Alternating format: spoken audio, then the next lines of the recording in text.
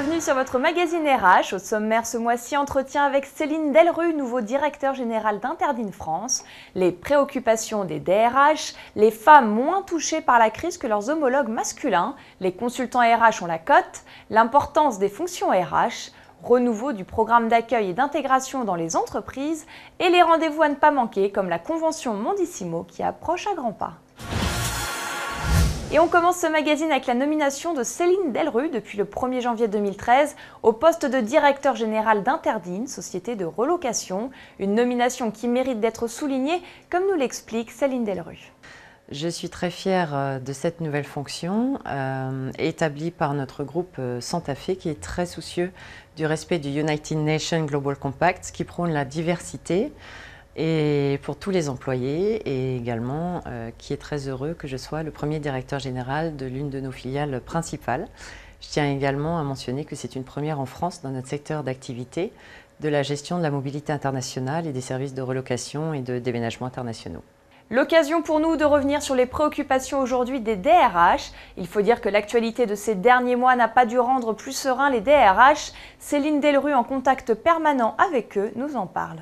Les préoccupations des RH aujourd'hui sont en premier, je dirais, la sécurité des expatriés. Il y a eu beaucoup d'événements qui sont arrivés l'année dernière entre Fukushima et le printemps arabe. En début d'année, on a commencé avec les problèmes au Mali. Donc bien évidemment, c'est de pouvoir localiser leurs expatriés dans un temps très très court pour pouvoir les rapatrier très urgemment.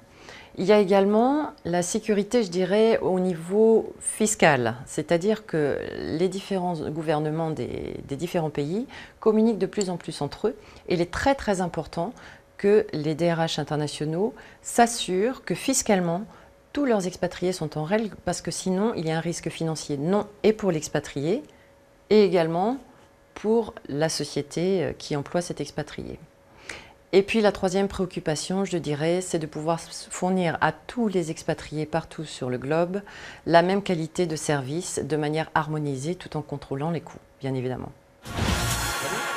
Les femmes seraient moins touchées par la crise, c'est ce que révèle en tout cas une récente note du Centre d'analyse stratégique. De 2008 à 2011, environ 3/4 des destructions d'emplois dans l'Union européenne ont concerné les hommes et pour la première fois, le taux de chômage se place au niveau de celui des femmes. Deux raisons principales expliqueraient ce phénomène. La première est que les hommes sont surreprésentés dans les secteurs les plus touchés durant cette période, alors que les femmes occupent des emplois pour la majorité dans les services, secteurs bien moins touchés par la crise. La deuxième raison est corrélée à la première puisqu'il s'agit des créations d'emplois qui concernent davantage les femmes dans les Knowledge Intensive Services et les métiers très qualifiés. Consultant RH, une fonction à la mode et qui occupe une place grandissante dans l'environnement économique actuel. Non intégré à l'entreprise, le consultant RH intervient en qualité de conseil. TPE, PME ou même groupes internationaux, le consultant RH s'adapte à ses différents clients. Ses domaines d'intervention recouvrent aussi bien le SIRH, le recrutement, la formation ou encore le management. Pour le moment, le consultant RH possède une solide expérience en entreprise ou a évolué de nombreuses années dans des cabinets de consultants RH. À l'avenir, les entreprises devraient plutôt miser sur les parcours atypiques et les consultants capables de développer la communication de leur cabinet et les réseaux relationnels. Quelle fonction RH a le plus d'impact sur les résultats d'une entreprise? C'est la question que s'est posée le Boston Consulting Group et il a mené l'enquête auprès de 5000 professionnels issus de plus de 100 pays. Le top 3 des fonctions RH ayant le plus d'impact est donc le suivant. En première position, le recrutement, puis l'intégration et la rétention du personnel et enfin la gestion du talent. Investir dans la fonction du recrutement apparaît ainsi comme essentiel pour démultiplier les bénéfices de l'entreprise. Pour autant, recruter du personnel aujourd'hui n'est pas la priorité de toutes les entreprises, bien au contraire. Privilégier donc un partenariat avec un cabinet extérieur à l'entreprise peut s'avérer être la solution la plus flexible et la plus performante.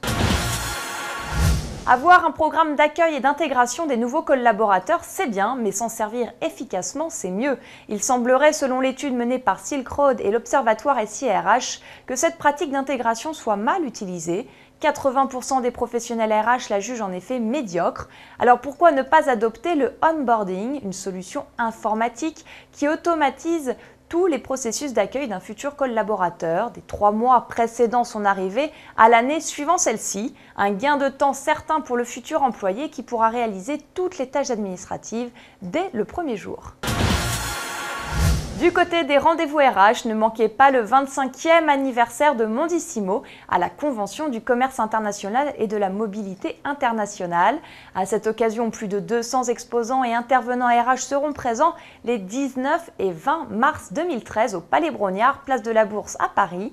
Un événement incontournable pour vous, des RH internationaux et responsables de mobilité internationale. Vous pourrez participer à plus de 60 conférences et forums dédiés aux problématiques RH avec un grand thème cette année, 25 ans d'internationalisation, nouvelle stratégie des entreprises, nouveau profil de la mobilité.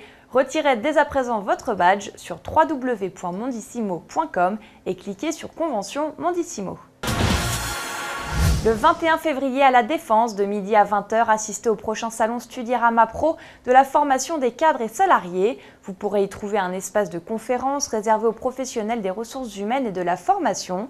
Plusieurs thématiques sont annoncées comme l'accompagnement du changement, marketing RH ou compétences RH et formation exécutive pour ses collaborateurs. Plus d'informations sur le site qui s'affiche à votre écran. Toujours le 21 février, mais en soirée cette fois, l'Agora des responsables RH et de la formation organise un événement à l'hôtel Westminster à Paris autour de la question du management intergénérationnel, une question qui implique d'adapter sa gestion des ressources humaines bien souvent et ses modes de management. Marc Reynaud, président de l'Observatoire du management intergénérationnel, sera l'invité d'honneur de cette soirée. Plus d'informations sur le site agoraressourceshumaines.com. Merci de nous avoir suivis et au mois prochain.